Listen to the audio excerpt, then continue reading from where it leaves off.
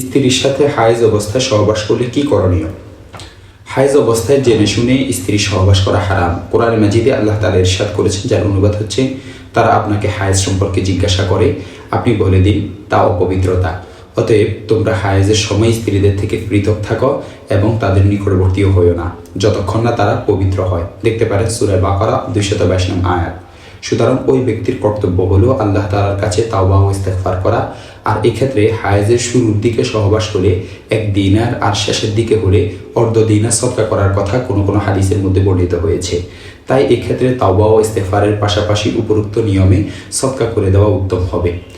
দিনার একটি স্বর্ণমুদ্রা, যা বর্তমান হিসাবে 4.374 গ্রাম সমপরিমাণ স্বর্ণ।